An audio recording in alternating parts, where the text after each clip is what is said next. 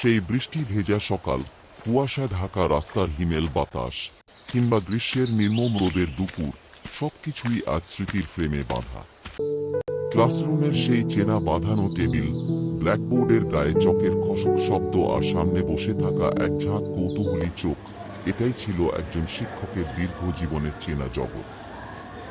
বছরের পর বছর ধরে কত শিক্ষার্থী এই চত্বরে এসেছে, বড় হয়েছে, আর একদিন ডানা মেলে উড়ে গেছে অচিন আকাশে।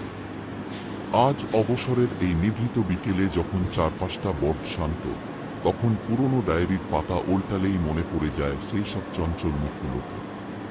কোনো এক বর্ষণমুখর দিনে পড়া ফাঁকি দেওয়ার জন্য ওদের আকুলতা, কিংবা শীতের সকালে কাঁপতে কাঁপতে ক্লাসে এসে বসার সেই চেনা দৃশ্যগুলো আজও মনের মণিকোঠায় অমলিন।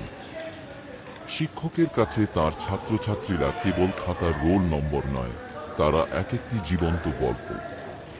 সময়ের নিয়মে আজ চুল পেকেছে, শরীর ক্লান্ত, কিন্তু স্মৃতির ক্যানভাসে আজও জীবন্ত হয়ে আছে সেই সব সোনালি দিন আর একদল স্বপ্নজয়ী তরুণ প্রাণের কোলাহল।